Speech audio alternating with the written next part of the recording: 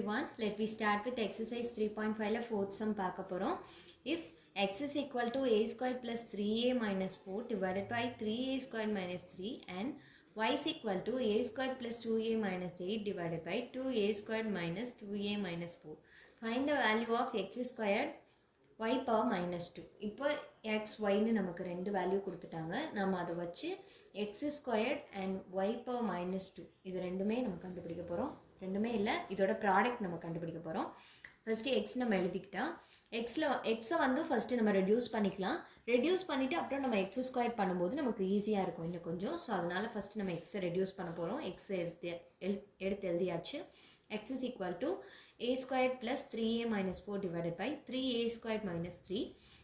மேலே இருக்கிறத நம்ம as usual ஃபேக்டர் பண்ணிடலாமா? ஸோ ப்ளஸ் பண்ணும்போது 3 அண்ட் மல்டிபிள் பண்ணும்போது -4 கிடைக்கணும். ஸோ 4 into -1 அப்படின்னு நம்ம போட்டாச்சு. ஏன்னா இங்கே மல்டிப்பிளில் மைனஸ் இருக்குது, ஸோ இங்கே மைனஸ் இல்லை. ஸோ சின்ன நம்பர்லாம் நம்ம மைனஸ் போட்டுக்கிட்டோம். அதோட ஃபேக்டர்ஸ் என்னென்ன வந்திருக்குன்னா a+4 and a-1. கீழே 3 வந்து ரெண்டுத்துலேயும் காமனாக இருக்கனால ஸோ நம்ம 3யை காமனாக எடுத்துகிட்டு a squared minus 1 அப்படின்னு எழுதியாச்சு. a squared minus 1 a squared minus 1 squared இருக்குன்னு அர்த்தம். ஸோ அதனால் a squared minus b squared ஃபார்முலாவில் a+1 and a-1 நம்ம போட்டாச்சு. இப்போ a-1 a-1 கேன்சல் பண்ணியாச்சு. இப்போ நமக்கு எக்ஸுக்கு ஒரு ரெடியூஸ்டு ஃபார்ம் நமக்கு கிடச்சிருக்கு.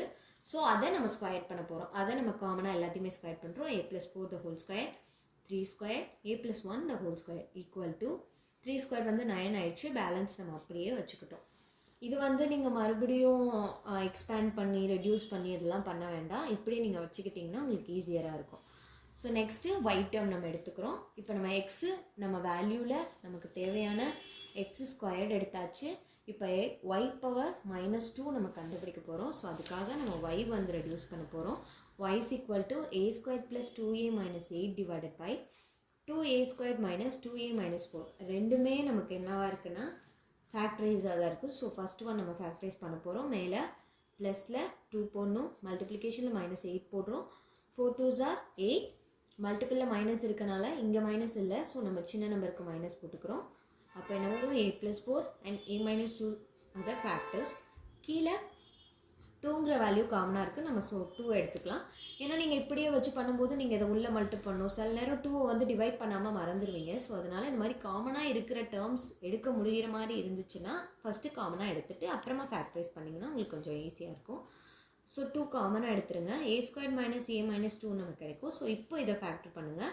இப்போ ப்ளஸ் பண்ணும்போது -1 கிடைக்கும் அண்ட் மல்டிபிள் பண்ணும்போது நமக்கு -2 கிடைக்கணும். ஸோ அப்படி என்ன கிடைக்கும்னு பார்க்கணும். ரெண்டுத்துலேயுமே மைனஸ் இருக்குது. அப்போ இங்கே என்ன பண்ணணும்? ஏதோ ஒரு டேர்மில் மைனஸ் வருதுன்னு அர்த்தம். ஸோ அது என்னவாக இருக்கணும்? பெரிய நம்பராக இருக்கும். ஏன்னா ப்ளஸ்லேயும் நமக்கு மைனஸ் வருது. So -2 into 1 -2.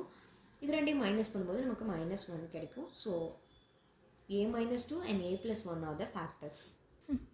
ஸோ மேலே அப்படியே எழுதியாச்சு. கீழே நம்ம கண்டுபிடிச்ச ஃபேக்டர்ஸ் எழுதியாச்சு. இப்போ a-2 a-2 கேன்சல் பண்ணிக்கலாம். பேலன்ஸ் இருக்கட்டும் எழுதியாச்சு.